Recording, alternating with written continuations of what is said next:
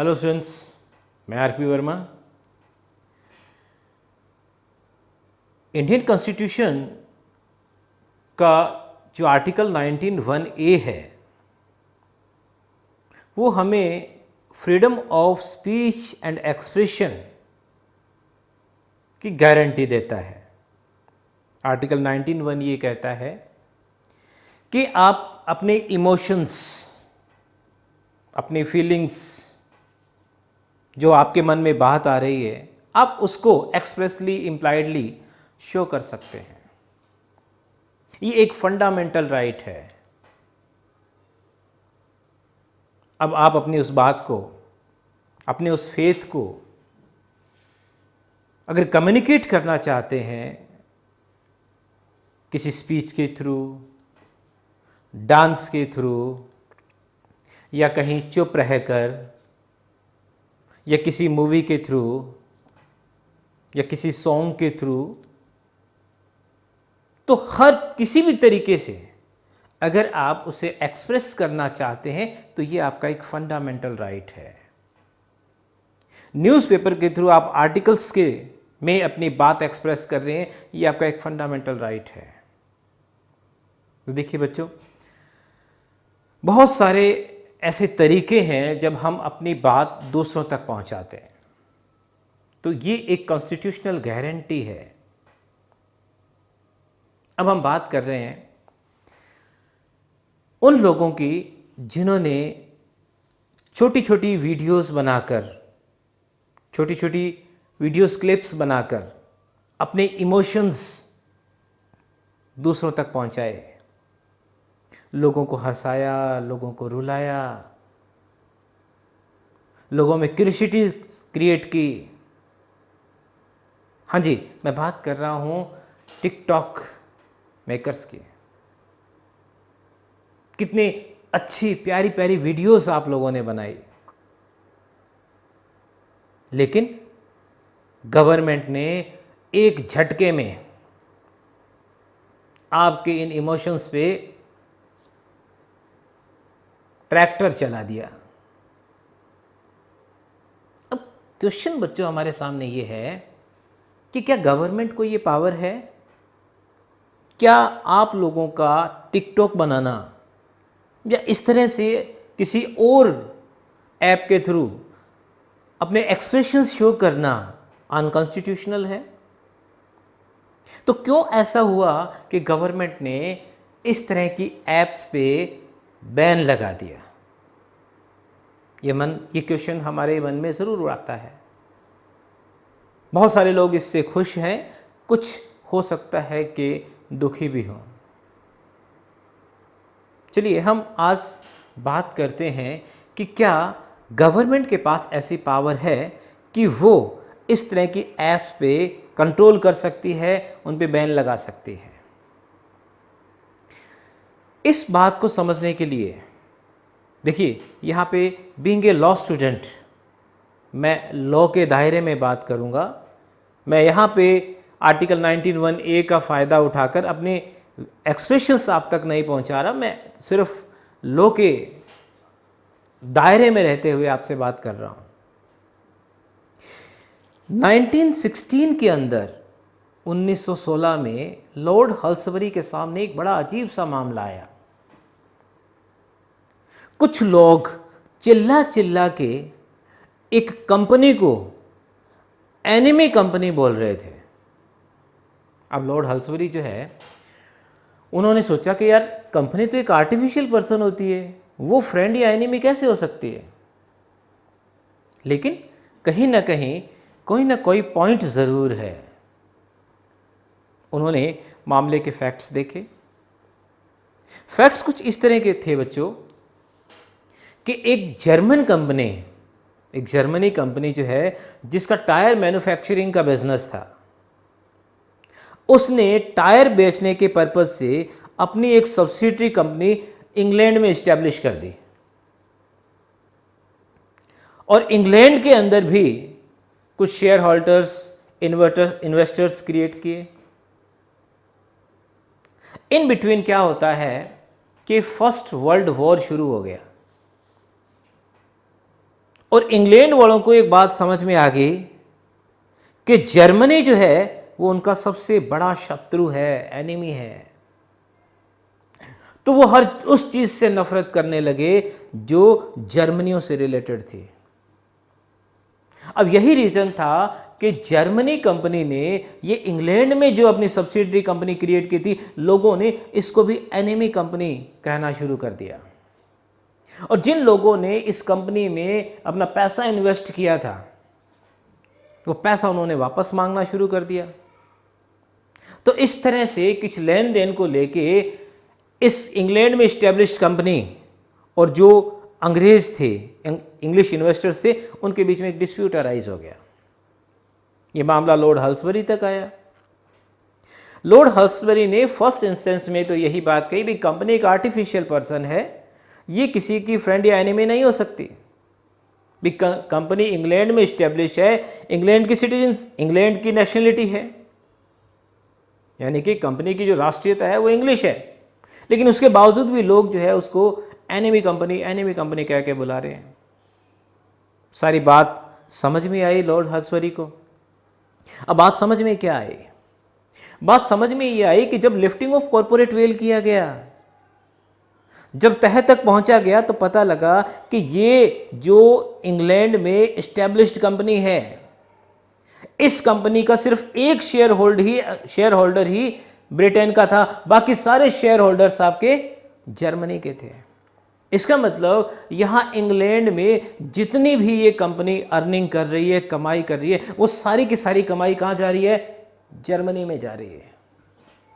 अब लॉर्ड हल्सबरी को बात समझ में आ गई कि क्या ये बात हमारे गले उतर सकती है कि हम अपने ही दुश्मन के हाथ मजबूत करें, क्योंकि जो कमाई इंग्लिश जो इन्वेस्टर्स थे उनके थ्रू जर्मनीज के पास जा रही थी, और जो जर्मनीज आज की तारीख में हमारे सबसे बड़े शत्रु थे, क्या कहीं ऐसा नहीं है कि हम उन्हीं को ही पावरफुल कर रहे हैं? पैसा हमारा और वो हमारे अगेंस्ट ही काम आ रहे हैं। लो जी, लॉर्ड हल्सबरी को बात समझ में आ गई और लॉर्ड हल्सबरी ने उस कंपनी को तुरंत वाइंड अप करने के ऑर्डर दे दिए, ये कहते हुए कि ये एक एनिमी कंपनी है। तो बच्चों बात मैं जो आपको समझा रहा हूं वो ये है कि कंपनी जो है वो एक लीगल पर्सन है, एक आर्टिफिशियल पर्सन है। फिलोसफिकल वे में हम उसे एनिमी या फ्रेंड कंपनी मान सकते हैं। अगर वो किसी ऐसे देश से रिलेटेड है जो आज हमारा दुश्मन है, तो वो कंपनी भी हमारे लिए एनिमी हुई। अगर वो देश हमारा दोस्त है तो वो कंपनी भी एक फ्रेंडली कंपनी हुई। एक बड़ा फिलोसफिकल वे ऑफ एक्सप्रेशन है। अब बात करते हैं कि बहुत सारी कंपनीज, चाइनीज कंपनीज इंडिया में बिजनेस कर रही है। क्या कर रही है वो? क्या वो यहाँ पे पैसा कमा के हमसे पैसा कमा के हमें ही दे रही है, या वो सारा पैसा चाइना जा रहा है? ऑब्वियसली बात है, पैसा तो चाइना ही जाएगा। अब हमारा और चाइना के बीच में रिलेशन क्या है, मैं यहाँ आपको बहुत ज़्यादा डेप्थ में नहीं लेके जा रहा, लेकिन आप ये देखिएगा कि चाइनीज़ सोल्जर्स आते हैं, हमारे 20 सोल्जर्स को मार जाते हैं, बहुत सारे सोल्जर्स हमारे घायल हो जाते हैं। It was a situation of war. किसी तरह से हम उस चीज़ को कंट्रोल करते हैं। लेकिन क्या ये जायज़ नहीं है कि जितने भी इंडियंस हैं उनके मन में ये आग उठे कि ये चाइनीज़ की एंट्री बंद करो, चाइनीज़ गुड्स बंद करो, चाइनीज़ ऐप्स बंद करो? क्या ये चीज़ आपको नेचुरल नहीं लगती? अगर नेचुरल लगती है तो क्या ये बात गवर्नमेंट के कानों तक नहीं पहुंचेगी? क्या गवर्नमेंट को ऐसी चीज़ पे एक्शन नहीं लेना चाहिए? तो चलिए, अगर हम आज 2020 की सिचुएशन को 1916 की जर्मनी वर्सेस इंग्लैंड की सिचुएशन से जोड़ें तो आपको बात क्लियर समझ में आ जाएगी। आप केस पढ़ सकते हैं लिफ्टिंग ऑफ कॉर्पोरेट वेल के अंदर। इस केस का नाम है Daimler company limited versus continental tyre and rubber company limited, 1916 का मामला है बच्चों ये। अब हम बात करते हैं कि गवर्नमेंट के पास ऐसी क्या अथॉरिटी है, ऐसा कानून क्या है, बीइंग ए लॉ स्टूडेंट हम तो कानून की बात करें, ऐसा कानून क्या है कि उन्होंने इन ऐप्स को बैन कर दिया। तो देखिए बच्चों, यहां पे पहले मैं आपके सामने कॉन्स्टिट्यूशनल एस्पेक्ट रख रहा हूं। अगर हमारी इंडियन गवर्नमेंट किसी भी कंट्री के साथ, किसी भी स्टेट के साथ कोई ट्रीटी करती है, कोई कन्वेंशन करती है, कोई एग्रीमेंट करती है, तो उस ट्रीटी, उस कन्वेंशन, उस एग्रीमेंट को इंडिया में इफेक्टिव करने के लिए हमारी पार्लियामेंट कानून बना सकती है। यह लिखा हुआ है आर्टिकल 253 में। इसका मतलब यह हुआ कि इंटरनेशनल रिलेशंस क्रिएट करने के लिए हम बाकायदा कानून बना सकते हैं पार्लियामेंट में, आर्टिकल 253। और इस तरह के जो कानून बन रहे हैं इंडिया का, उन कानूनों में फुल क्रेडिट एंड फेथ होगा, कोई क्वेश्चन मार्क हम अराइज नहीं करेंगे। ये मैं नहीं कह रहा, ये लिखा हुआ है आर्टिकल 261 में, that is called full faith and credit clause. इसका मतलब ये हुआ कि हम गवर्नमेंट के साथ हैं, गवर्नमेंट कोई कानून बना रही है, हमारा उसमें फुल फेथ है, फुल क्रेडिट हम उसे देंगे। लेकिन अगर गवर्नमेंट को यह लगे कि जो रिलेशंस इंटरनेशनल लेवल पे उन्होंने क्रिएट किए हैं उनमें कुछ चेंजेस आ रहे हैं, तो वो रेस्ट्रिक्शंस किस तरह से क्रिएट कर सकते हैं, अलग अलग तरीके हैं। हम सिर्फ बात करते हैं जो कंप्यूटर रिसोर्सेज के थ्रू इंफॉर्मेशन एक जगह से दूसरी जगह जा रही है, उसको किस तरह से कंट्रोल किया जा सकता है। चलिए अब हम बात करते हैं कि जो सेंट्रल गवर्नमेंट है उन्होंने अभी इन ऐप्स को बंद किया है, इसके पीछे हमारा लॉ क्या है, लॉ क्या कहता है। तो आर्टिकल 253 हमने देखा, आर्टिकल 261 हमने देखा। अब हम बात कर रहे हैं द इंफॉर्मेशन टेक्नोलॉजी एक्ट 2000 की। इसके सेक्शन 69A के अंदर यह कहा गया है कि सेंट्रल गवर्नमेंट या इसका कोई भी ऑथराइज्ड ऑफिसर, मैं ये बातें आपको डिस्प्ले भी कर रहा हूं, सेंट्रल गवर्नमेंट या इसका कोई भी authorised officer on the following grounds, जैसे in the interest of sovereignty and integrity of India, defence of the state, security of the state,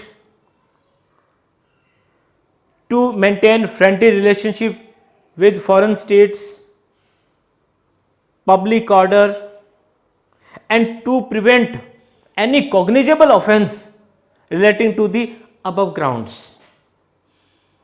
ये सारे ग्राउंड्स बच्चों हैं, इनमें से कोई भी एक ग्राउंड अगर सेंट्रल गवर्नमेंट या ऑथराइज्ड ऑफिसर अगर सेटिस्फाई हो जाता है कि इनमें से कोई ग्राउंड मौजूद है, तो जो मीडिया के थ्रू कम्युनिकेशन है, जो इलेक्ट्रॉनिक सोर्सेज के थ्रू कम्युनिकेशन है, जो कंप्यूटर रिसोर्सेज के थ्रू कम्युनिकेशन है, उसको बैन या ब्लॉक किया जा सकता है।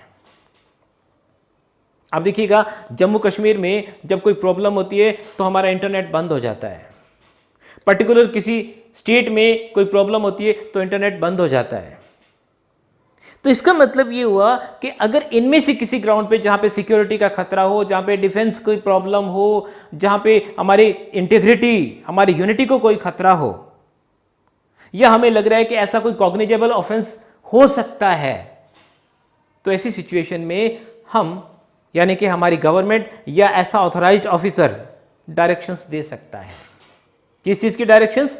कि इस तरह का कम्युनिकेशन ब्लॉक हो जाए। अब इसके रिगार्डिंग बच्चों 69A के क्लोज 2 के अंदर प्रोसीजर की बात की गई है, और अगर हम प्रोसीजर की बात करें तो यहां पे 2009 का ब्लॉकिंग रूल्स का एक अलग पार्ट है। The information technology procedure and safeguards for blocking for access of information by public rules 2009, जिसको अपन ब्लॉकिंग रूल्स बोलते हैं। तो 69A का जो क्लोज 2 है वो एक पर्टिकुलर प्रोसीजर की बात कर रहा है। इसका मतलब ये हुआ कि जो हमारी सेंट्रल गवर्नमेंट है, जो हमारा ऑथराइज्ड ऑफिसर है, वो एक नोडल ऑफिसर को, जो आपका ये रूल्स 2009 है, इसके अंदर सेक्शन रूल 4 के अंदर एक नोडल ऑफिसर क्रिएट किया जाता है। उस नोडल ऑफिसर को ये डायरेक्शन देगा कि ये ब्लॉक किया जाए, इसे बैन किया जाए। तो ऊपर से डायरेक्शन आ रही है और नोडल ऑफिसर जो है इस रूल्स के अकॉर्डिंग काम कर रहा है। तो यह इसका मतलब ये हुआ बच्चों कि एक प्रॉपर प्रोसीजर फॉलो करने के बाद में ही ये सारा काम होता है, यूं नहीं कि एक झटके में बंद कर दिया जाए। अब इसी का जो क्लोज 3 है, 69A का क्लोज 3 है, वो ये कहता है कि इस बैन के बावजूद, इस तरह के ब्लॉक के बावजूद, अगर कोई इंटरमीडियरी या कोई एजेंसी उस कम्युनिकेशन को रेगुलेट करती है with in the territory of India, तो उसको 7 साल तक की सजा है। इसका मतलब जितनी भी ऐप्स बंद हुई है, आज अगर मैं किसी सोर्स के थ्रू उन ऐप्स को चालू कर रहा हूं, इंडिया में कम्युनिकेट कर रहा हूं, तो क्लोज 3 के अंदर मुझे 7 साल तक की सजा और फाइन दोनों हो सकते हैं। अब क्वेश्चन उठता है बच्चों ये कि क्या टिकटॉक बनाना हमारे लिए गलत था? नहीं, टिकटॉक बनाना कुछ गलत नहीं था। आज अगर हम कैम स्कैनर चला रहे हैं तो ये कुछ गलत नहीं है, लेकिन आप समझिएगा कि टिकटॉक में या जो बाकी की जो ऐप्स हैं उनके साथ में जो एडवर्टाइजमेंट आती है, उस एडवर्टाइजमेंट की कमाई किसे जा रही है, उसकी अर्निंग किसे जा रही है? आज मैं टिकटॉक चला रहा हूं तो क्या उस ऐड की अर्निंग मुझे मिल रही है? आज अगर मैं कैम स्कैनर या कोई दूसरी ऐप यूज कर रहा हूं तो क्या उसकी कमाई मुझे मिल रही है? और उसमें जो ऐड आ रही है वो किस वजह से रही है? मेरे टिकटॉक की वजह से तो आ रही है ना। मैं उस ऐप को यूज कर रहा हूं तो ही तो वो ऐड आ रही है ना। तो इसका मतलब हुआ मेरी वजह से वो कंपनीज पैसा कमा रही है, और वो कंपनीज किससे जुड़ी हुई है? उस कंट्री से जुड़ी हुई है जिससे आज हमारे रिलेशंस खटाई में है। तो बच्चियों, ये हमारा लॉ है, इसलिए ज़्यादा दुखी मत होइए। ये हमारे पैरामीटर्स हैं। Freedom of speech and expression जो है 19(1)(a) के अंदर, वो भी एब्सोल्यूट राइट नहीं है आपका। 19(2) के अंदर वहाँ पे भी रेस्ट्रिक्शंस हैं। तो सब्र कीजिए, पैशंस रखिए, दुआ कीजिए कि रिलेशंस सुधरें, फिर चालू हो जाएंगी ये सब चीज़ें, कोई प्रॉब्लम नहीं है। और दुआ में बहुत बड़ी ताकत होती है। तो अगर आपसे कोई पूछे कि ऐसा कौन सा लॉ है जिसके अंडर इस तरह के रेस्ट्रिक्शंस क्रिएट किए जा सकते हैं, तो बच्चों वो है इंफॉर्मेशन टेक्नोलॉजी एक्ट 2000 का सेक्शन 69A, और उसके साथ में ही ब्लॉकिंग रूल्स 2009। तो इसी तरह से हम मिलते रहेंगे फिर नेक्स्ट वीडियो में। Thank you students, thank you very much.